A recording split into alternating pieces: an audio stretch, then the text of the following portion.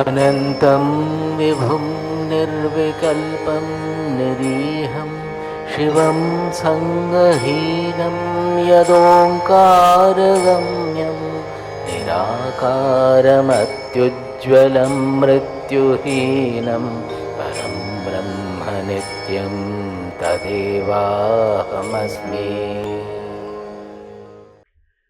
स्वाराज्य साम्राज्य विभूतिरेषा भवत्कृपा श्रीमहिमप्रसादात् प्राप्ता मया श्रीगुरवे महात्मने। नमो नमस्तेस्तु पुनर्नमोस्तु। नमो नमस्तेस्तु पुनर्नमोस्तु। नमो नमस्तेस्तु पुनर्नमोस्तु। नमस्तस्मै सदैकस्मै कस्मै चिन्महसे नमः। यदेतद् विश्वरूपेण राजते गुरुराजते। यदेतद्विश्वरूपेण राजते गुरुराजते. So we are entering into a little intricacy. So all of you have to be very attentive, focused. Otherwise these things grasping as well as actualizing becomes difficult.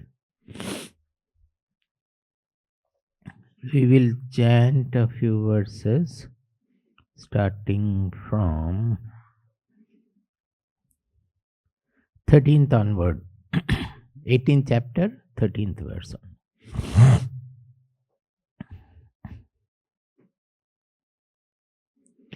Panchaitani mahabaho Panchaitani mahabaho Karanani nibodhame Karanani nibodhame Saankhye kritante proktani Saankhye kritante proktani Siddhaye sarvakarmanam Siddhaye sarvakarmanam Adhishthanam tatha karta Adhishthanam tatha karta Karanam cha prithagvidham Karanam cha prithagvidham Vividhascha prithak cheshta Vividhascha prithak cheshta Daivam chaivatra panchamam Daivam chaivatra panchamam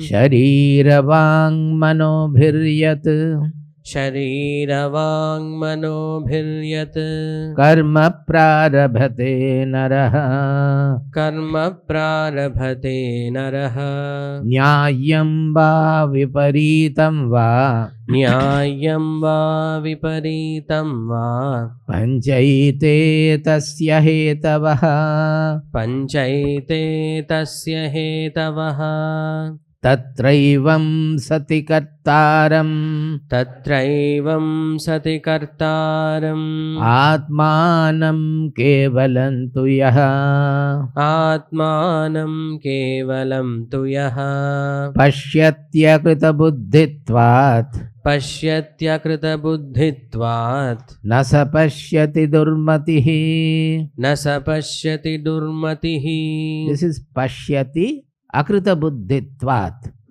That means they are seeing because of their unrefined buddhi, unenlightened buddhi. Akrita buddhitvat, that buddhi which has not been refined, which has not been samskrita, not samskrita buddhi, asamskrita buddhi. Pashyatya krita buddhitvat पश्यत्यकृतबुद्धित्वात् न स पश्यति दुर्मतिः न स पश्यति दुर्मतिः यस्य नाहङ्कृतो भावो यस्य नाहङ्कृतो भावो बुद्धिर्यस्य न लिप्यते बुद्धिर्यस्य न लिप्यते हत्वापि स इमान् लोकान् हत्वापि स इमान् लोकान् न हन्ति न निबध्यते. न हन्ति न निबध्यते. So in the 13th verse he is saying पंचैतानि महाबाहो कारणानि निबोध में सांख्ये कृतांते प्रोक्तानि सिद्धये सर्वकर्मणाम. I said that Sankhya and Kritanta both are same. Kritanta means which after completion of the ritualistic, Krita means the ritualistic karma kanda, that means Vedanta. Sankhya also means Vedanta here, it's not Kapila Sankhya. So there it has been spoken of, what is that? Pancha etani karanani. The 5 are the causal seats, the causal references that has been spoken of in the Vedanta. Siddhaye sarva karmanam. It's okay. That means for being successful in all karma. Now Vedanta, ठीक है आपका? See, what is the karma siddhi of Vedanta? All the karmas will have fruition. That means what? The karma siddhi is karma nasha in Vedanta, that so that all the karmas become dissolved. That means he will not have any karma at all. That means he may do 10 times the other people doing, but he will not have the kartritva bhoktritva. That is the meaning. So, siddhaye sarva karmanam, it is appearing that how all the work can be done best. Well, it is in a way that also is true, because with that impersonal level, anything we do will be done best. That is also true. But the Vedanta's aim is not only that, but the real aim is to make you free of all kartritva and bhoktritva. The karmas, as yesterday also I explained, all the karmas, rather than producing bondage, will be instrument for producing liberation. So all the actions are aimed at producing liberation, making us free of the kartritva and bhoktritva. Is it okay? Or so many times I have said, but okay. Then he comes to the 5 elements. What is that? Adhishthanam tatha karta karanam cha prithak vidham vividhascha prithak cheshta daivam chaivatra panchamam. These are the 5. What is that? Number 1, adhishthana. 2, karta. 3, karanam cha prithak vidham. 4, vividhascha prithak cheshta. 5th, daivam. Now, Adhishtana, it is because Shankaracharya has interpreted it as Sharira, as the body, the frame of the body. Mostly the translation also you will find that. But it becomes more meaningful because the Adhishtana, we refer to the Adhishtana Chaitanya, that is the basic awareness in us, which is also part of nature. I will go deep into it further. With that, the meaning becomes much more appropriate, because Sharira, if it is Sharira, consists of all these Indriyas and everything, that is already taken into account. Karta means there is an ego, ahankara, wherefrom we are thinking that I am doing. Actually, the body, mind, personality is doing, but we are associating an I-ness with that, karta bhava, katri bhava. That is the karta. Now, to understand it well, we have to understand it very well. Although we use the ego gets dissolved, actually if ego gets dissolved, then we will become non-functional. Truly speaking, the ego is the hub of our personality.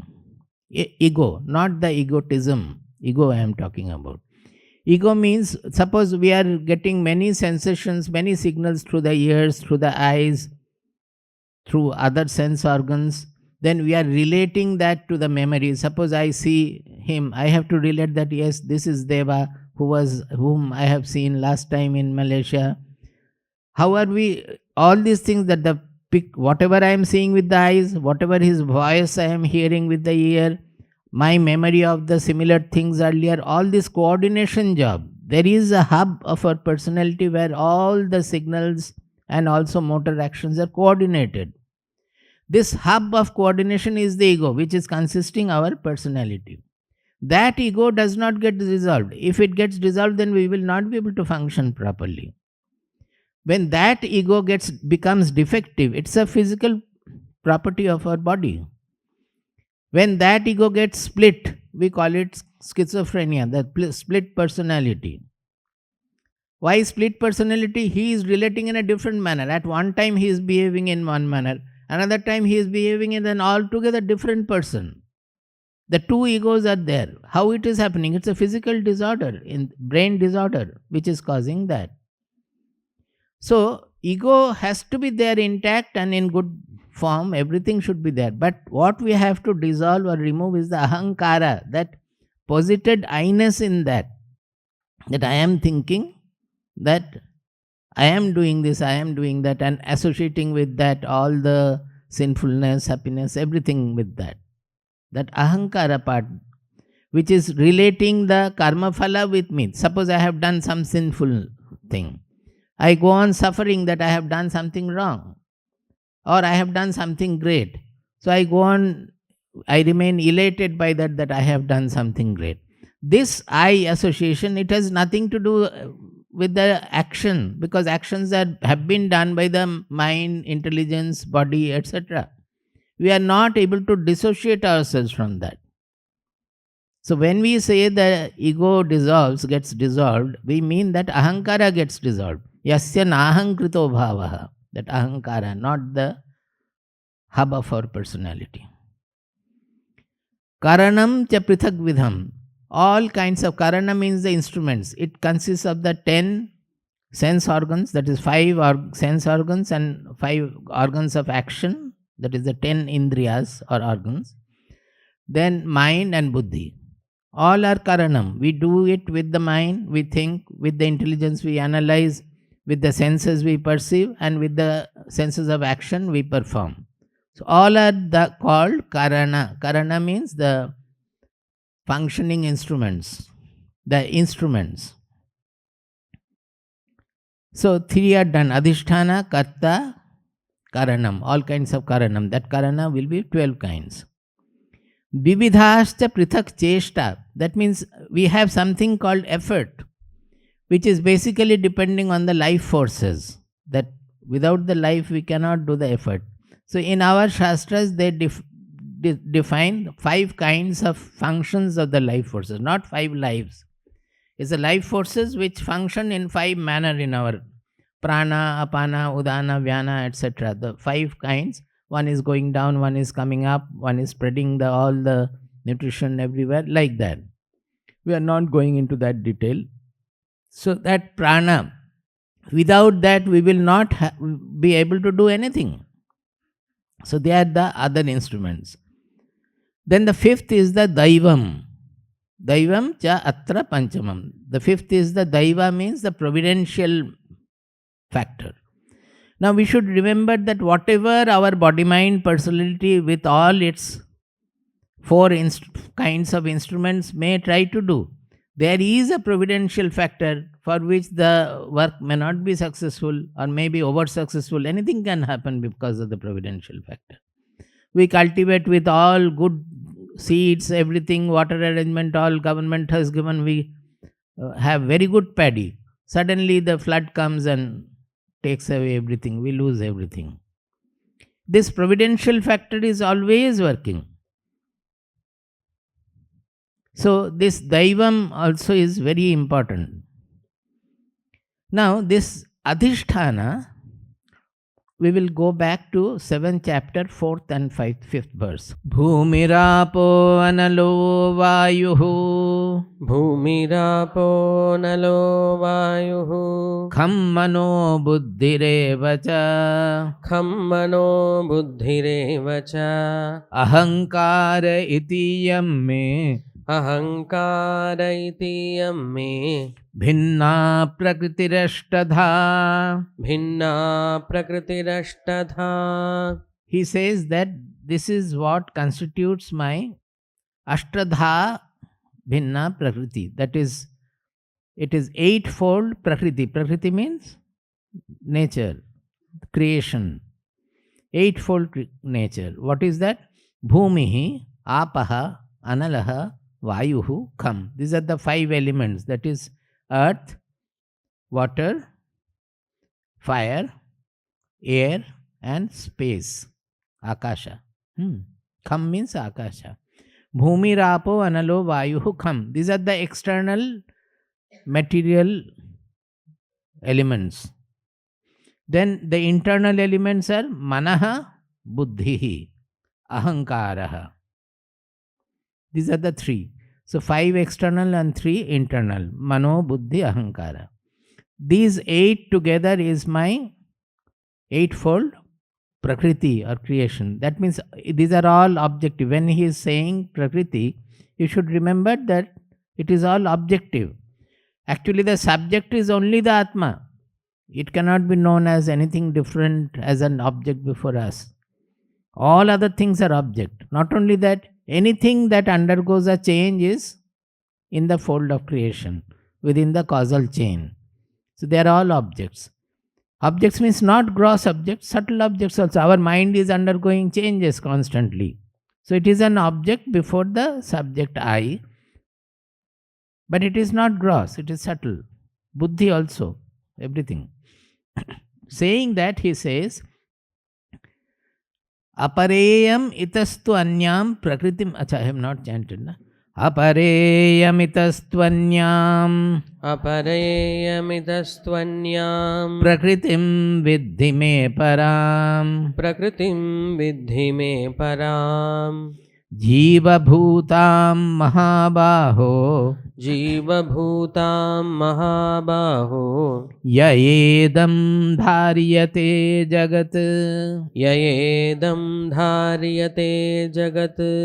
This is very important. He is saying, O Mahabaho, yam apara prakriti nikrishta. Apara means it is the inferior.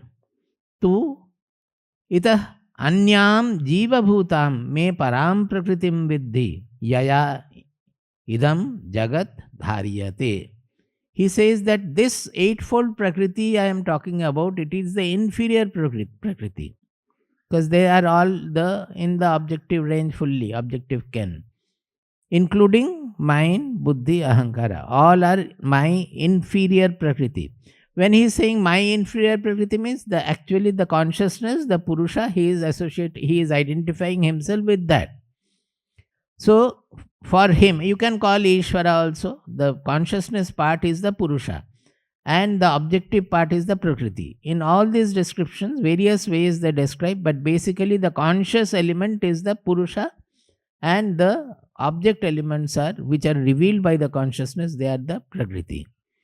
So he says this eightfold Prakriti is the Apara Prakriti, means the inferior Prakriti.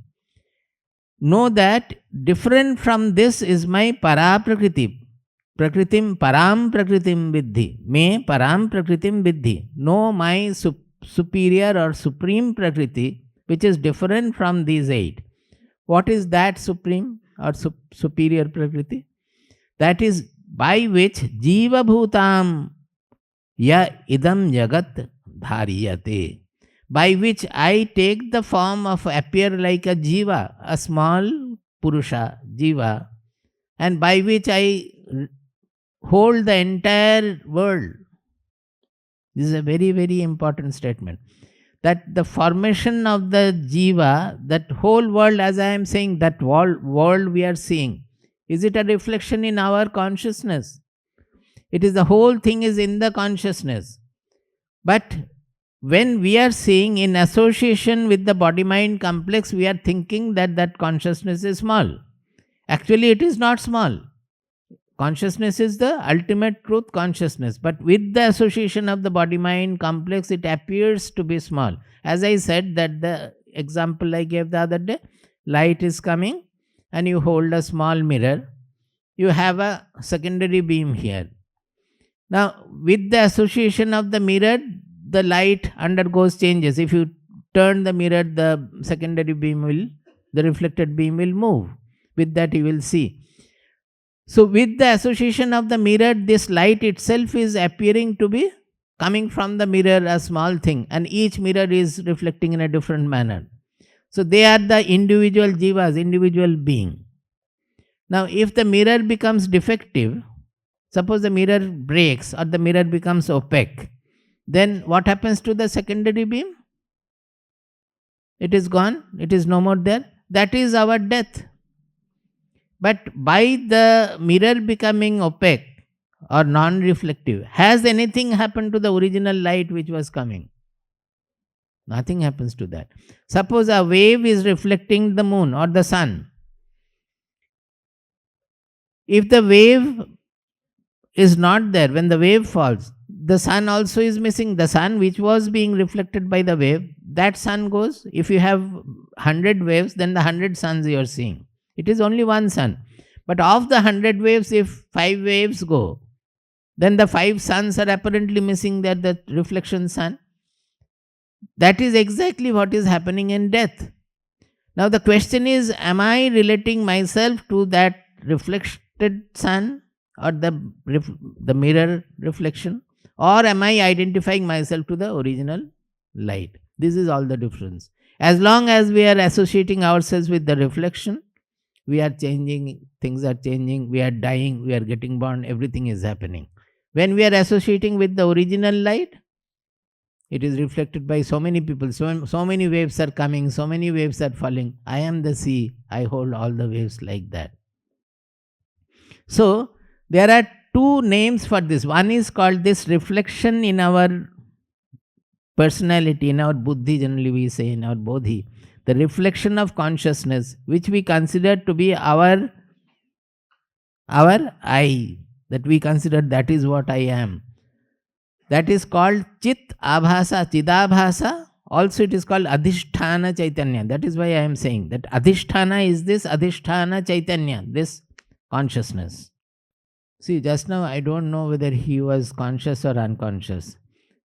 If he had been unconscious for a while, say a few seconds or a fraction of a second, when he comes back to the awareness, then he will feel that I did not know anything for a while. अगर unconscious थे तो वैसा लगेगा. आपको लगा क्या ऐसा? नहीं, चक्कर आया था और कुछ नहीं हुआ. But when suppose by accident और anything, when we fall unconscious, absolutely unconscious, then after getting back the consciousness, we are able to say that for how much time we don't know. It could be hours, it could be days, it could be a fraction of a second also. But there was a gap, we know. Is it not? So who is revealing this gap? Now, when the unconsciousness is there, our so-called awareness is not there, which we call consciousness, awareness, etc. That is not there. But that is not there means no signal is there at all. The external signals are not registering by our body, mind, personality. But something is revealing that at that time there was no signal at all. Is it not? Otherwise, how do we know? You are finding there is a break in the continuity. Earlier this was happening and now it is like this. In between there is a break. That break is revealed by the consciousness. That is the real consciousness. But what we are referring to generally, the awareness, is this reflected consciousness which goes when we are unconscious or so. That is called the Chidabhasa or the Adhishtana Chaitanya. That is the Chit, reflection of Chit in the Buddhi, which reveals to us. Now at that time the buddhi was not working, no change was taking place, so that time he will not know. Time means some changes will be there. To understand time, there must be some process, some change. Because nothing was registered, so you don't know any change. So you will not be able to understand for how long I was unconscious. That from the external situation, oh, हमारा बच्चा तो अभी बड़ा हो गया, तो कई साल हो गया हम unconscious थे. That seeing the external situation, he will say.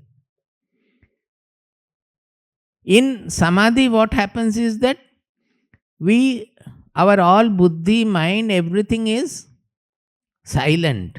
It has not slept off. In this case, unconscious is everything is sleeping. They are not responding to anything. In samadhi, there is no signal, but the buddhi is awake. All are aware, all are awake. Buddhi is awake, mind is awake, everything is awake. Even the body also will not fall. How do you know the difference? Suppose sitting, you sleep, then you will become, or like this you will become. He became almost like that. So something you will not be able to hold. But in samadhi that will not happen. And you will feel very refreshed and all. Nothing will happen. Only the no signal state you will be able to detect there. So the consciousness reveals itself at that point. See, this was the great argument on which ground Shankaracharya won over all the Buddhists. Because Buddhism as was propagated at that time, Shankaracharya came 1200 years after actual Buddha passed away, the first Buddha passed away. And within 20 years of Buddha's passing away, there were so many factions. So we don't know really what was Buddhism. But as it was propagated, the main difference with our Upanishads was that we always say that the ultimate is one, Purna, and I am that. That is the ultimate reality. It is Purna, it is full, because everywhere that consciousness is.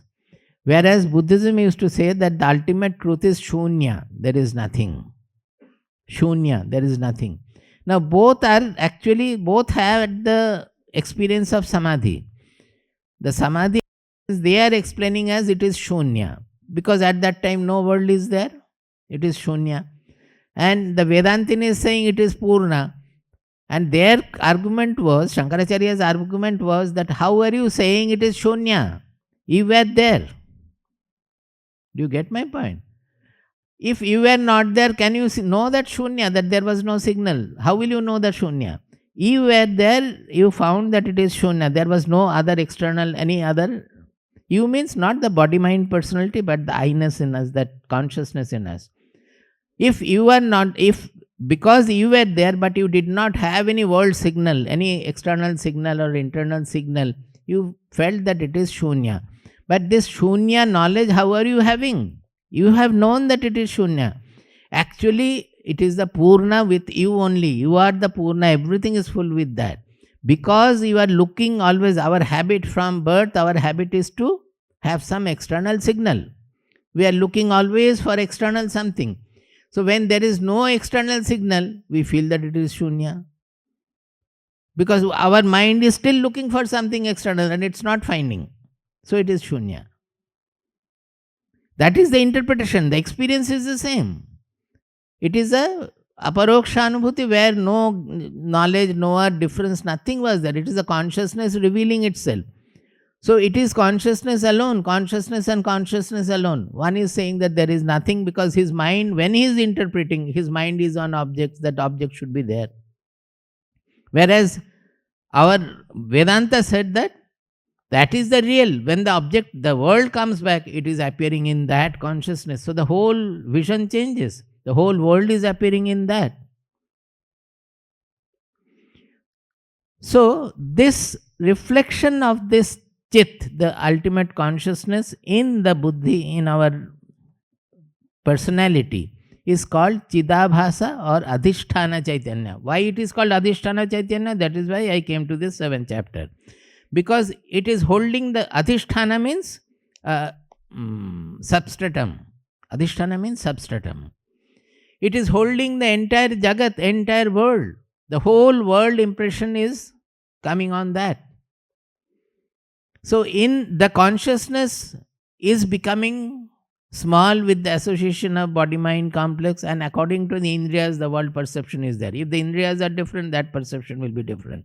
But the whole world perception is held in that consciousness. So it is called Adhishtana Chaitanya. That is the Adhishtana.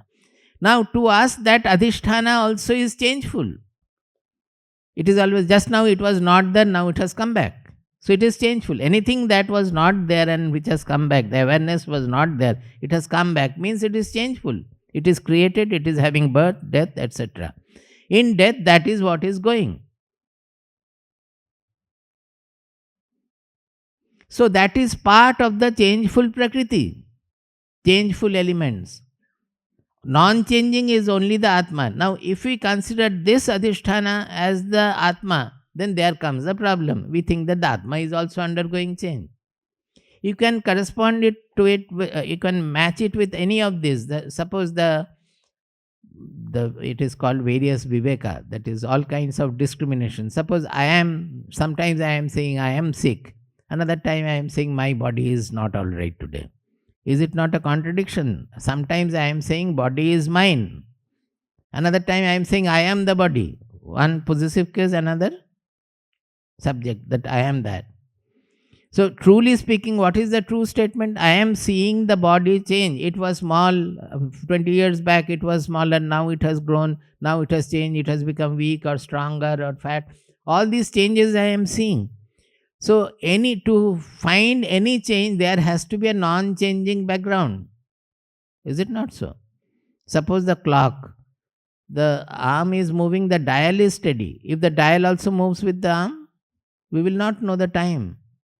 Any change, to perceive the change, it has to be on the basis of something non-changing. Here, I am perceiving the change of the body. This I is not changing and the body is undergoing a change. Similarly, the mind, I can say it was just before that it was unhappy, now it has become cheerful. The change of the mind I am seeing. So, the mind is also an object before me and I am not the unchanging I behind that. Buddhi also is like that. It is sharp, it was not sharp, it was dull, now it is sharp or so, whatever. All the changes in the buddhi we are saying. Then what is that unchanging I is the quest of spirituality, to find out that I. What is it that is unchanging? So we look within and within and within, find out where from this aham pratyaya is coming, where from that amness is coming in us. So, as long as we are looking for that amness, looking for that aham in us, there is a gadbad there. There is a problem. You will not be able to see it, because who are you? You are that, and you are trying to see yourself as a different something. You are trying to see that. Is it not? So actually you are trying to make the subject I as an object before you. You will never know. By the very process of trying to know who am I, we are trying to make the I as an object, to see it, that one day the I will see as before me in meditation, the I has come up. Then it is not the I, it is the object. Clear nahi hai kya? So when we understand this by vichara, we understand that my effort to find out the I is working in the reverse manner. That itself is making the I an object, and it is never going to be successful. So what am I trying? What should I do? I should not try to see the I as we see the external objects of the mind and thought and all. Everything I am seeing. But in the case of finding the I, we should not try to look at the I as different. Not only that, we stop looking outside, looking for anything at all. Then the self reveals itself, because I am not looking at anything at all. And it reveals itself. Nahi samjha?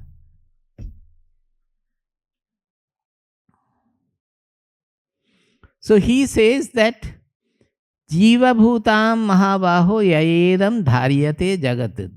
That is the Adhisthana Chaitanya, which is holding the whole Jagat. Now, if we go further,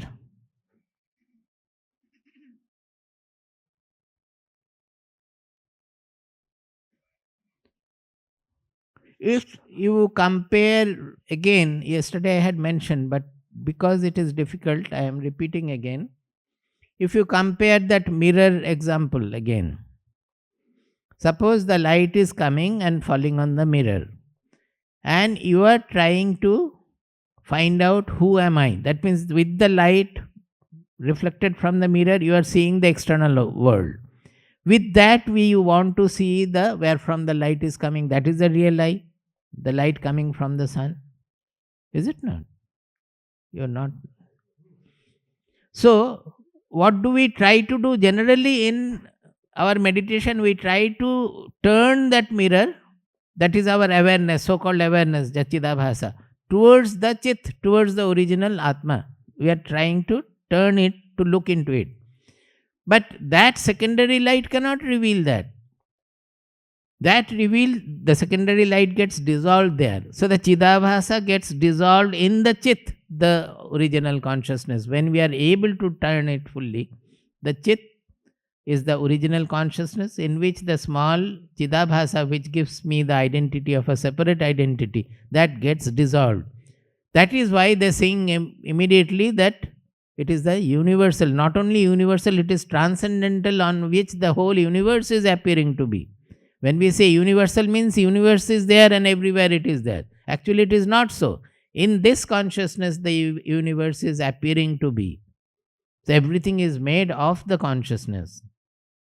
Or rather, everything is in the consciousness. But what we think is the consciousness is within the body. Actually, the body is in the consciousness. When we think the consciousness is in the body, we are thinking of that Chidabhasa, Adhishtana Chaitanya. That Adhishtana Chaitanya is nothing but the reflection of the Chit. When we are able to get dissolved that in the Chit, then Chit alone remains. And when the world comes, it rises in that. It just simply appears in that.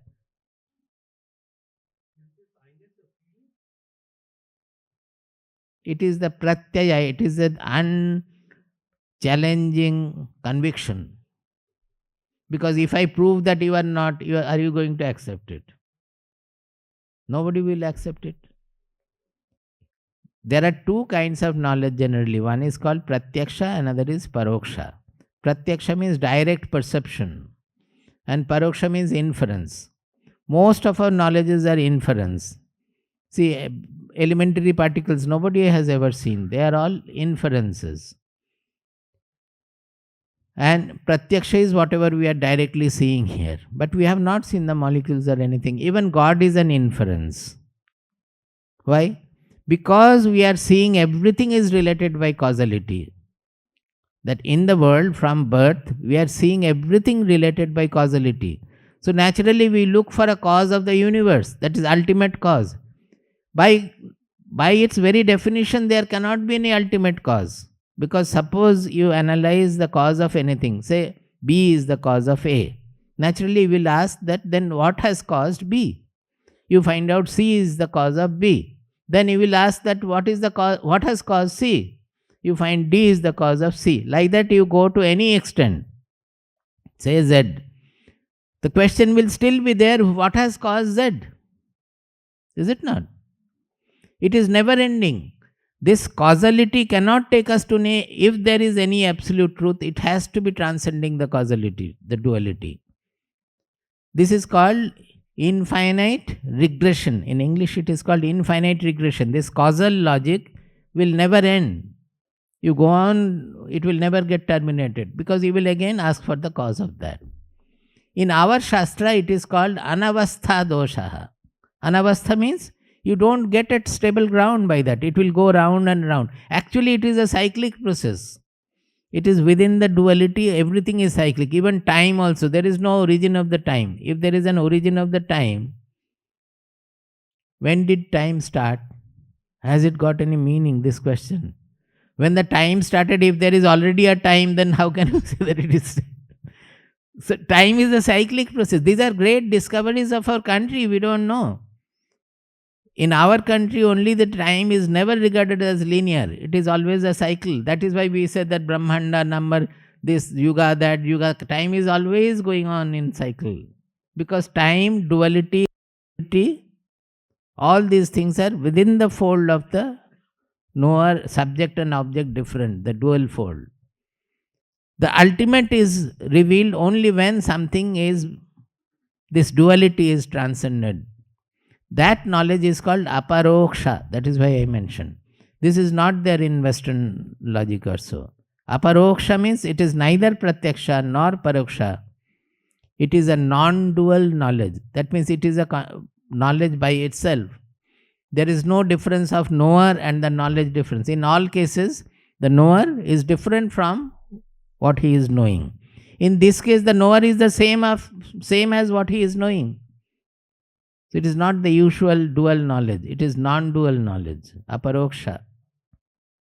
And it is called aparoksha anubhuti. So feeling means anubhuti. But it's not a bodily feeling. It's a revelation in the intelligence. It is ikshana.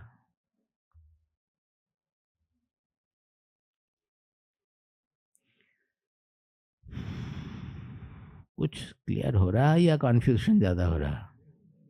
Clear होगा? अच्छा,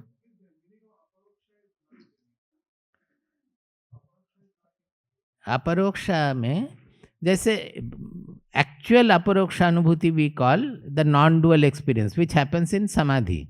There the knower, knowledge, knowing process, that triputi difference is not there. Because who is knowing what? I am knowing I. The jnana knowledge is I. The knower is I. And there is no process, it just reveals. So there is no duality there. But there is another normal example of aparoksha also. That is what I am saying, that suppose that you are. It is not a pratyaksha. Have you seen yourself with the eyes also? That I in you.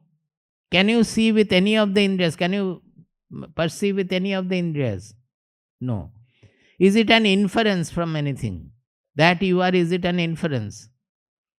If it is an inference, I can disprove that you are not, but you will not accept. That means it's a direct conviction knowledge.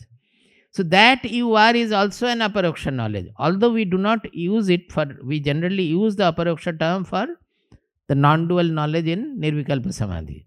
But this is also aparoksha. Similarly, that you have mind, is it not a direct perception for you? Are you seeing your mind with any of the indriyas also? No. If I prove that you don't have mind, will you accept?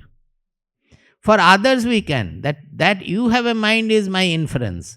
Because I am comparing with my reactions, with your reactions, and saying that he also seems to have a mind. If it is a robo, we can say that no, it doesn't seem to have a mind. Nahin? So this Chidabhasa is, suppose a person is brain dead. Brain dead person. Perhaps, we have to say perhaps because it is an inference. He will not have this Chidabhasa, that he is not conscious of anything. But the life forces are still there. This vividhascha cheshta, that's the life forces, they are still operating. The body will remain there for months and years sometimes.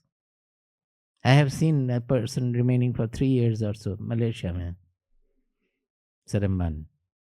More than that, I think. You don't know them? The boy? He had an accident, brain dead person. Now, the body is maintained, the life forces are there, but he is not, it appears he doesn't know anything at all. Because that reflection of the consciousness is not taking place. As in an unconscious person also.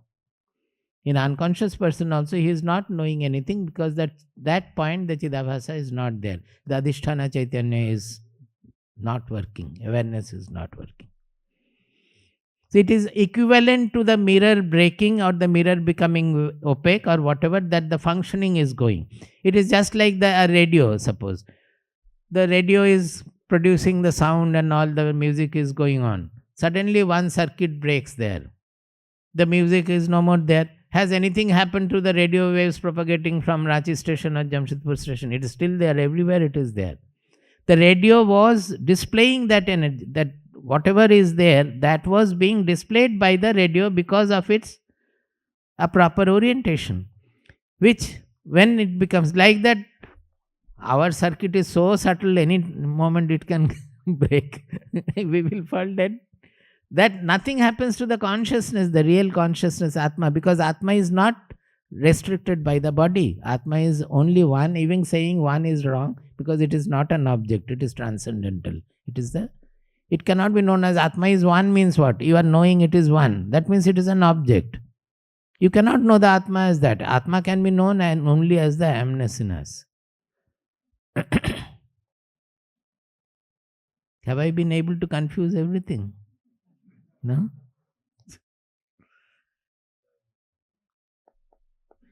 A computer, if you improve and improve like a robot and all, it can function much more than a human being, is it not? Tremendous it will do. But the poor fellow doesn't know what it is doing. Is it not? He doesn't know anything because thus the Chidabhasa is missing.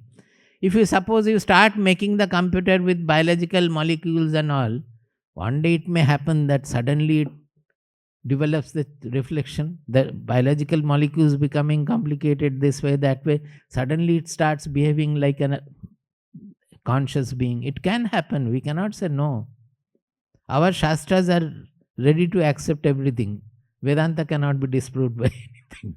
It can happen, that doesn't disprove Vedanta at all. See, what is happening when the earth, initially it was only solid, then certain things, molecules started becoming a little more complicated and all.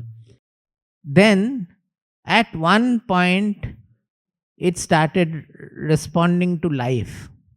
Some molecule, it started responding to life. Maybe some bicellular, monocellular, whatever it is. That means life as a force is there. It is starting displaying life, responding to life. Then the molecule started. Life means what? The speciality of life is it can maintain its temperature. It can rejects the, you will not understand perhaps most of you, entropy is kept constant. Whatever heat is generated, it throws it out. That is, it can regulate its own entropy. If you cannot regulate the entropy, if your temperature goes up and you are not able to throw it out, you will die. It is the regulation of entropy that allows the life to be sustained. Now the life started becoming more and more complicated with the molecules and all. Then more complicated pranis, the living forms were selected. Like that, at one point, the buddhi also grew, maybe the intelligence developed. Then finally, it produced a reflection of the consciousness in the manner that it started looking into itself also.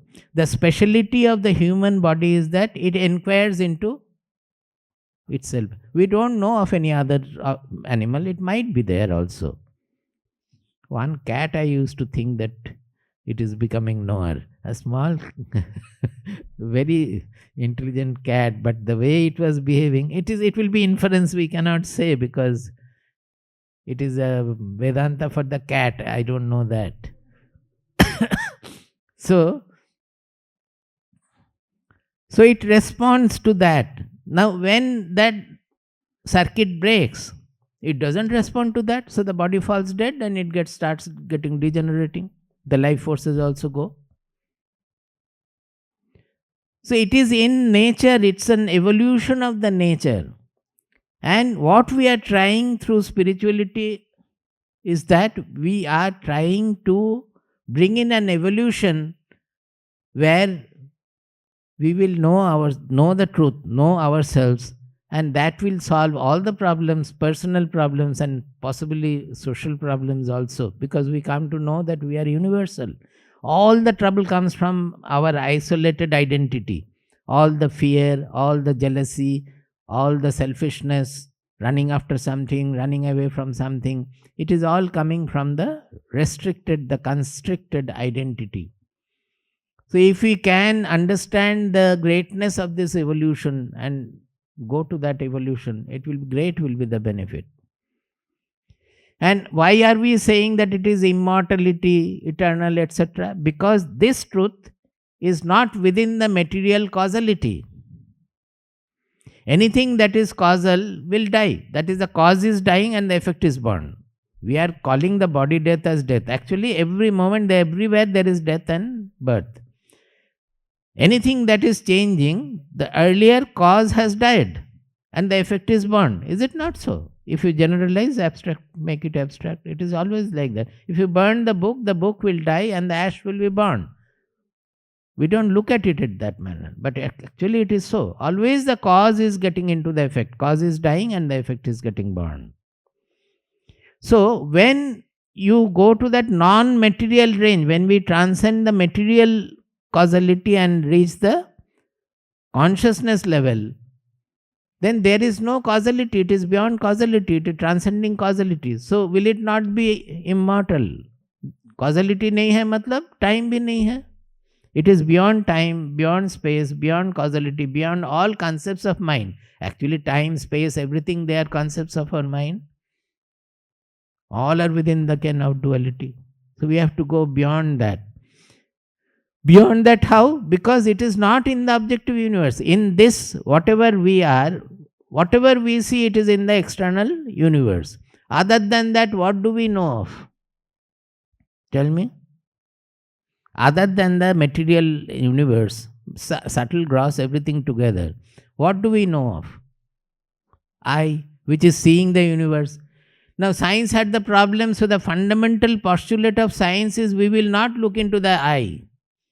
We will only look into the world as we are experiencing the world, and from there we will go into the cause of it. But the I we cannot go in, because I am looking at the universe. How can I analyze I? Whereas our rishis said that I am looking at the universe, so whatever the universe is reflected in us, and whatever we are having, unless I know that I, how can we know the universe? So they inquired into the I, and then they discovered that the whole universe is only appearing in the consciousness. So they immediately declared, Shinvantu Vishve Amritasya Putraha Aye Dhamani Divyani Tasthu Vedahametam Purusham Mahantam Adityavarnam Tamasah Parasat Tameva Viditvati Mrityumeti Nanya Pantha Vidyate Ayanaya. He started saying that, not that I have become God, I have become immortal. He said, oh, you listen, all of you are children of immortality. Because this is the truth in everybody. All, this is not the truth in me or anybody, one person or so. It is the truth of everybody. How am I saying Shinvantu Vishve Amritasya Putraha, that you are all immortal? Because Vedahametam Purusham Mahantam.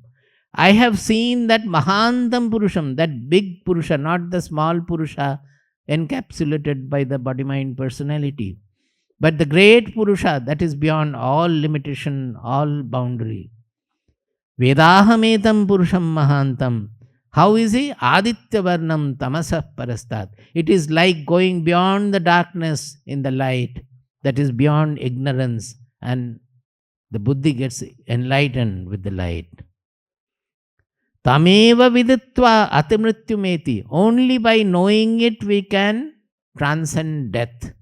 Death means birth and death, both. The causality, the changefulness. Tam eva, only knowing that, no other, nanyah pantha vidyate ayana. There is no other path by which you can become immortal. Immortality is your birthright. You are immortal. But you don't know, because you have not known that Virata Purusha, that which you are, Mahantam Purusham, that which you are. Knowing that alone, we can transcend death. Death means birth and death. On the balcony, there, Swamiji and Ma are there. So Krishna looked at them. But looking at Swamiji, immediately it came to his mind that, what is this happening? Show the second one. Is it not the Narayanashrama Tapovanam I am seeing Swamiji and Ma standing there? Is it not appearing in my mind? I am thinking that it is external world. But truly that external world is an appearance in my consciousness, in my mind. So this is what it is, he thought. Then he thought, see, the eyes have changed now. He has discovered something. So he thought further. Go to the next one. Well, I am thinking that the Narayanashrama Tapovanam is appearing in my mind. But is it not that Krishna standing in front of Narayanashrama Tapavanam, thinking of the ashram, the whole thing is in my mind. Try to understand that. That the whole thing, that Krishna standing in front of Narayanashrama Tapavanam, thinking of Narayanashrama Tapavanam, the whole concept is in the consciousness, in the mind. No? Next step. Oh. Hey, where are the captions gone? Upar hai kya? Captions are not seen? Hey? Show the next one. Oh, Khali here. Huh. So then he extended it further. That why Narayana Ashram Tapavanam? The whole universe, the external world we are seeing, it is appearing in my mind. So whose mind it is? Is it only Krishna? Everywhere the whole universe is appearing in the mind. In universe that includes my body, mind, personality also. It appears in my mind. So the conclusion is the whole universe is a state of consciousness. The universe which consists of my body, mind, personality as a small speck, the whole thing is appearing in the consciousness. So you cannot say that the consciousness is only my consciousness inside my body. This is what the chit is. The whole universe is a state of consciousness. I think that's all. Any clarity or lack of clarity or confusion? The other one is called Chidakasha, the space of consciousness. Chit Akasha, Chidakasha. Now, the external space which consists of all these objects and everything, that is the Bahyakasha. But when you think, and that is the Bahyakasha, and whatever thoughts, concepts, etc. in the mind, that is the Chittakasha. Now, when we really go deeper into it, is not Bahyakasha is also part of the Chittakasha. Now you should be able to understand. Because the external world that I am interacting with, unless it appears in my mind, I will not be able to interact with it. It is maybe something is appearing as external and something is appearing as internal. But both have to appear in the Chittakasha alone. So, actually the Bahyakasha is part of the Chittakasha itself. And this Bahyakasha, Chittakasha including the Bahyakasha, the whole thing, unless it appears in the consciousness, the Chidakasha, it will not be revealed at all.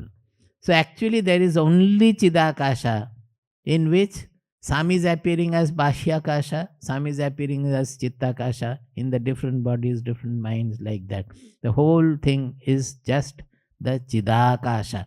This word you will find again and again in the scriptures in Yoga Vasishtana. Chidakasha, Chidakasha, they will say repeatedly. There's a whole, whatever we are seeing, it is only a state of consciousness. It's a space of consciousness. It's a conscious space alone. Our problem is whenever we are thinking of it appears in the consciousness, we immediately think that I am there and in my mind it is appearing. There the involution has to be brought in, that I, who am also a small speck in the whole universe, is appearing in that consciousness. Then it cannot be restricted by the body, mind, personality. To have that inversion, samadhi is a great help. Because now you have to think and apply your intelligence to think that. But there what happens? It becomes your experience of the consciousness.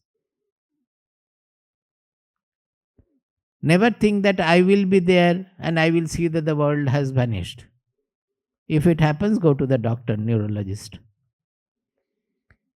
When you are seeing that the world is not there, you also will not be there.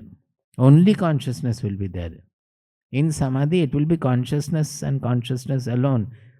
Later on, coming back from that, you have to infer what was it and what is it. That explanation will come. There, your buddhi is not active. You will not be able to infer anything. Okay, we will stop. Tomorrow again we will take it up. it needs lot of attention, and on my part also it needs lot of concentration to express properly. I don't know how much we have been able to do. Prabuddham vimuktam vikaradihinam prasannam sada nitya bodhasvarupam param nishchalam nirgunam sarvarupam bhajeham sadanusmarami pranomi. Prabuddham vimuktam vikaradihinam prasannam sada nitya bodhasvarupam param nishchalam nirgunam sarvarupam bhajeham sadanusmarami pranomi. Why are we going into so much of threadbare discussion and all? Only it will be effective in these further shlokas. It is only to know what is changeful and what is not changeful. What is the Atma and what is Anatma. And that repeatedly this chapter will tell us that it is through the Sattva Guna that reveals the truth. That is, more and more Sattvika our buddhi becomes. All the qualities of the Sattva Guna, they help us to reveal this truth, actualize this truth. That is why this Gunatraya Vibhaga Yoga is so important, and it is continuing from 14th chapter onwards up to the 18th chapter end. Okay.